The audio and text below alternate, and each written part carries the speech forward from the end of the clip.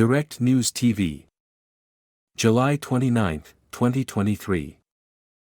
Kenya government and opposition agree to talks after protests. Kenya's government and opposition have agreed to form a joint committee which aims to resolve their differences, senior politicians from both sides said, after a series of opposition protests over the cost of living and tax increases.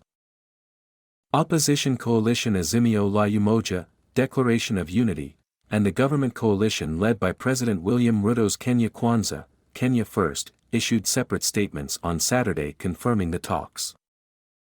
Opposition leader Raila Odinga had called for a number of protests earlier this month, causing widespread disruption and in some cases violent confrontations with police in which more than 24 people were killed and many others injured. Determined to resolve our differences amicably for the benefit of all our people, we have therefore agreed with Kenya Kwanza to establish a committee, Azimio said, referring to the governing party alliance. A joint statement by both parties said the committee would be comprised of 4 members of parliament, 4 members from outside parliament, and the majority and minority leaders from the National Assembly. Both sides agreed that opposition to a controversial financial bill signed into law in June should be decided in court, where it is being challenged. On Friday, an appeals court lifted a suspension placed on a law that would double the value-added tax on fuel and introduce a new housing levy.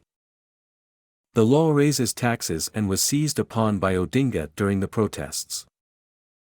According to Kimani Ichung'wah, Kenya Kwanza's parliamentary majority leader, the talks would also look at the makeup of Kenya's election commission and the establishment of an office for Odinga, who has lost 5 elections and alleged cheating in many of them.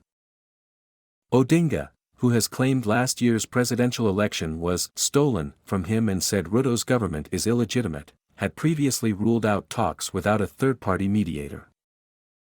But his Azimio coalition said facilitation by former Nigerian President Olusegun Obasanjo had resulted in an agreement to form a 10-member committee of equal representation to iron out their differences.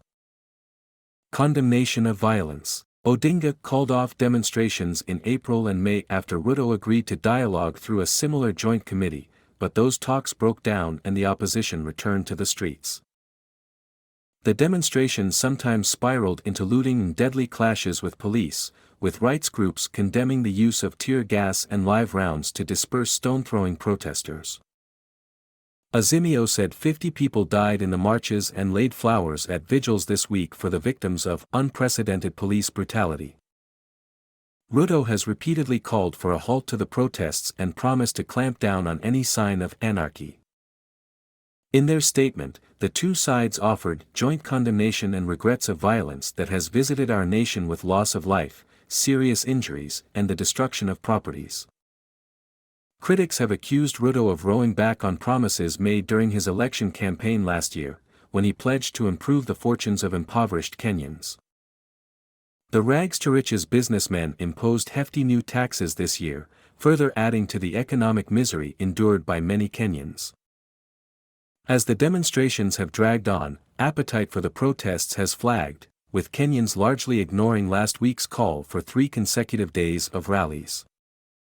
My name is Kingsley.